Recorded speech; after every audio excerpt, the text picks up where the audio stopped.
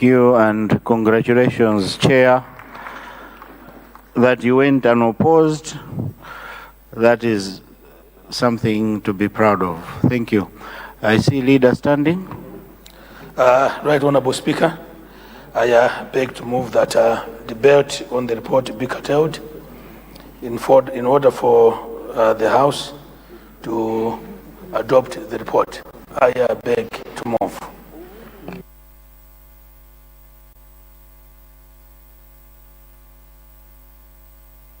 Honorable Leader, to curtail debate in order for the Chair to wind up. Apologies, Right Honorable Speaker. I beg to move that debate be curtailed in order for the Chair to wind up. I beg to move. Honourable members, I now put a question that we curtail debate in order for the Chair of the Budget Committee to wind up. Those of that opinion say aye. Those of the contrary view say no. The ayes have it and the motion is carried. Chair. Thank you, Right Honourable Speaker.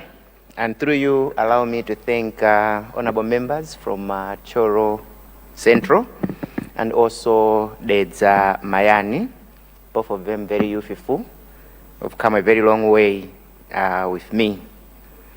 They've made various contributions, but I think in summary, it is obvious, Right Honourable Speaker, that fixing our economy will need an honest conversation, not only here in Parliament, but even involving every single Malawian. In which case, Right Honourable Speaker, through your committee, Parliament will join that conversation. As a matter of fact, we will lead that conversation in collaboration with the ministry, but Parliament will do its part in initiating this conversation, meeting stakeholders, and seeing collectively how honestly we can address the monster that continues to dampen our spirits as a nation, as Malawians. And be assured that the ABLE committee, your committee, Right Honourable Speaker, has the membership with all the intellect, with all what it takes to be able to drive this agenda as we assist the Honourable Minister to steer the economy in the right direction. Thank you, Right Honourable Speaker, and I beg to move that the report by the committee, your Budget and Finance Committee, Chair, be adopted by the whole House. I beg to move. Honourable members, I now put the question that the House adopts the committee report. Those of that opinion say aye. Those of the contrary view say no. The ayes have it and the motion is carried. Government business. B, mid-year budget review motion, general debate. Honourable members, we now go to debate on the Minister's statement, the budget, mid-year budget review.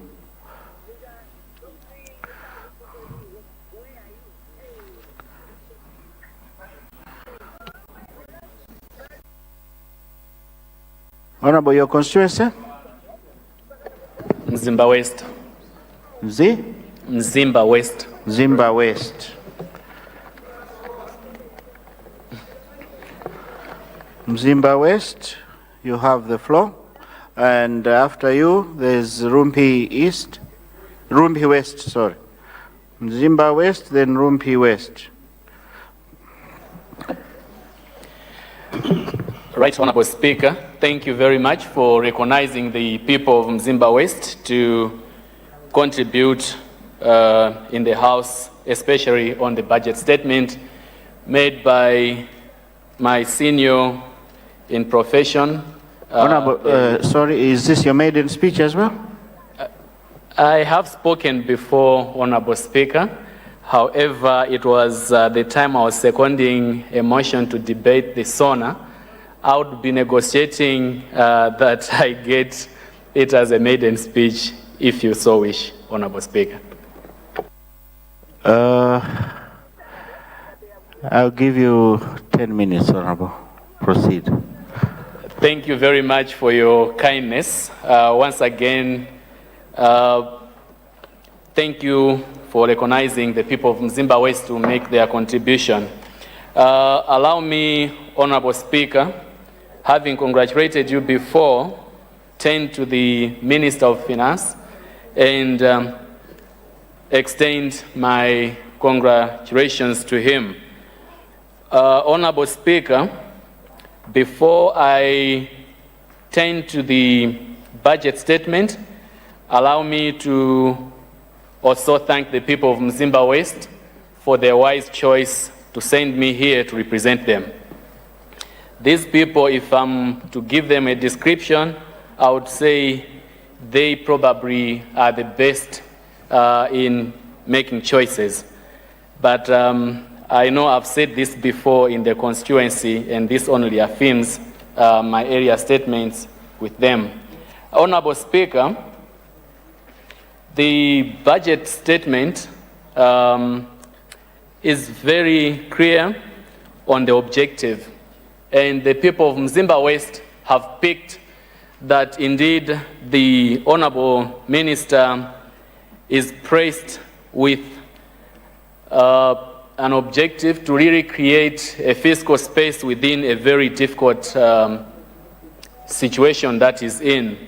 Nevertheless, looking at the decisions that he has shared in this House, the people of Mzimba West are confident that he's not just achieving this objective, but also on the right track to take us out of the shackles of inflation, the shackles of food scarcity, among others. Honorable Speaker, in particular, the people of Mzimba West would like to acknowledge, among others, the following measures that the Honorable Minister has presented in the House. These include his choice of where to tax, what to tax, and how to tax. Honorable Speaker, let me say these were professionally done, but also very considerably done. The choice of, for example, going to tax on the winnings of gambling have a very minimum impact on the activity itself. People will not starve because their lottery gains were taxed. If we take this to be a source of financing this budget, then we must really commend the minister for the choice. It's unlike going to tax salt and sugar. His choice, even if we go to VAT, the move from 16.5 to 17.5, I happen to sit in the Budget and Finance Committee, and we had the opportunity of looking at how much increase that is. It's not as bad as we would have thought he would have done under the current circumstances. Bravo, Honorable Minister.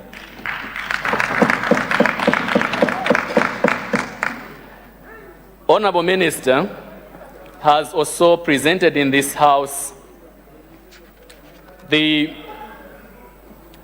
many opportunities that are lying ahead of us, including that where he wants to find resources through rentals. Honorable Speaker, this is very commendable, and an input and an emphasis from Mzimba West is that if we would go indeed digital in mapping out the addresses for these to avoid the defaults, because the Honorable Minister Ebri acknowledged that there is already a law on collection of taxes on rentals. However, the challenges lie within implementation. Therefore, going this route of digitizing the addresses would go a long way in achieving this objective. Honorable Speaker, let me turn to a few things that relate directly to my constituency. Firstly, the budget on social spending has increased, and the able minister alluded this to the social programs, which include fees and food aid. The people of Mzimba West, including those from TM Perembe and Senior Chief Mtwalo, are grateful that this has been made. However, Honorable Speaker, let me point out as a matter of input from us that this social protection route taken should be thought mainly in the route of a graduation model, unlike taking them as permanent solutions that would run us for years. I was in secondary school thereabout when the social cash transfer was being introduced. The same beneficiary is still a beneficiary today in some other instances. I feel we can do better. I know there are efforts within that program where the beneficiaries are expected to spend a certain sum on productive assets that would help them in times of shocks, including goat farming, piggery, among others. But we can do better. And Honorable Speaker, I further recommend that if possible, we should adopt this in our FISP programming. It's very interesting to note that this year, the Minister of Agriculture has done a wonderful job in selection of the beneficiaries. The guideline for selecting that I saw indicates that we should not go for the ultra-poor households. Rather, we should target households with labor and land. The honest expectation is that if they are assisted to produce this year, they should be planning to graduate out of the program sometime, so that either we identify new beneficiaries and move with those for a time or so before we can go back to the same beneficiaries. Honorable Speaker, the budget statement has also indicated that there will be an increase in spending. Among other reasons cited was that there are going to be recruitments in education and health. Honorable Speaker, the people of Mzimba West would like to request the Minister and the other ministries that are involved to also consider Mzimba West. We have good schools that were built amongst the 60 secondary schools, which were once opened for just a week or so, and all the students who were selected to this beautiful secondary school had to be reallocated to other schools since it was closed. And the reasons that we get from the ministry at district level include that they do not have staffing for the school.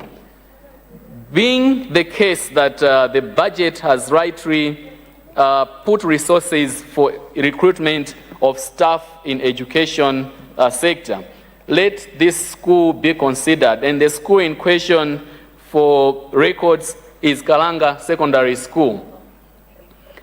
Honorable Speaker, I come from a constituency where we have thrived on tobacco farming for years. I represent the people who have told me that the ministry should carefully consider the current tobacco production system, which forces these farmers to register with some companies, and these companies further forces these farmers or imposes on them loans that are not sustainable for these smallholder producers. A farmer who has 2 hectares of land is given a loan to produce tobacco on 2 hectares, is also given a loan to produce groundnuts on half a hectare, maize on a half hectare. This is failure in programming. I therefore request the minister and the other ministries responsible to seriously consider these arrangements that the tobacco companies are getting our farmers into. Consider winding up. Honorable Speaker, indeed, it's time to wind up, and once again, let me congratulate the minister for a budget statement and a review report which talks to the situation that we are in, and indeed to the vision of His Excellency, the State President, Professor Arthur Peter Mutharika, that was shared through his sona in this House. Honorable Speaker, thank you very much. Thank you very much, the people of Mzimba West. Rumpi West, you have the floor. You have 10 minutes, Honorable. Mr. Speaker, sir, and my fellow members of Parliament, today I stand here to contribute to the eloquent statement by the Minister of Finance and Economic Planning and Development, and also decentralization. Mr. Speaker, sir, the Minister of Finance and Planning and Development touched on issues very, very important to this country. As all of us, we agree that our economy is in bad shape, but he didn't want to spend time in blaming, but to find solutions how to recover from the bruised economy. Mr. Speaker, sir, one of the issues that has struck my attention from the minister's presentation is how to broaden revenue collection. Among the issues that the minister has presented in this House, very audible, very applicable, very understandable, as everybody is feeling the pain, is extending the tax correction to revenue correction in terms of people who have houses. Rumpi West agree with the Minister of Finance that this is the right track. This is also an eye-opener to our planning department. Today, the Minister of Finance has come up with a brilliant blueprint, but in terms of our planning in this country, it's a challenge. That's why he has requested the Malawi Revenue Authority, water boards, ESCOM to help. If our informal settlements were also planned before people had houses there, this could have been very easy to correct taxes. The government has come up with several tax measures to bail this country out. Honorable, let me ask the leader to extend time so that we allow you to finish your debate.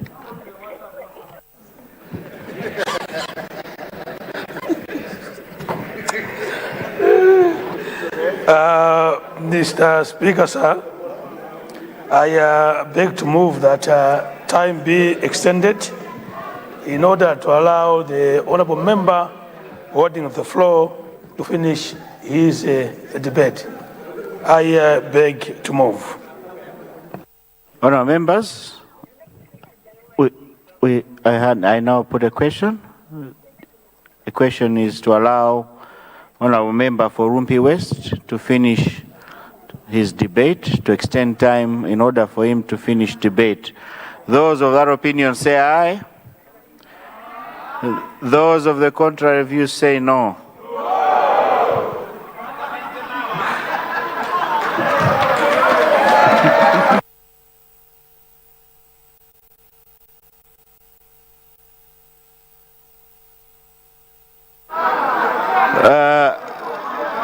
Let me have order.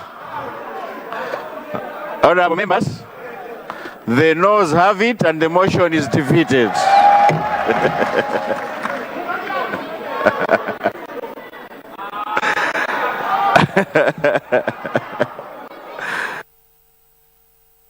Order, members, why are you standing?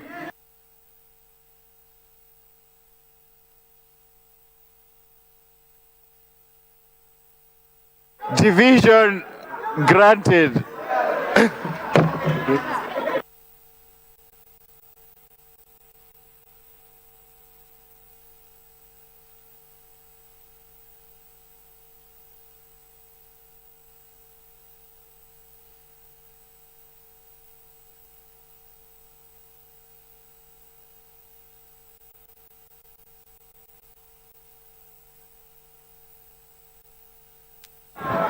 Order. Honor members, let me have your attention. Let me have your attention.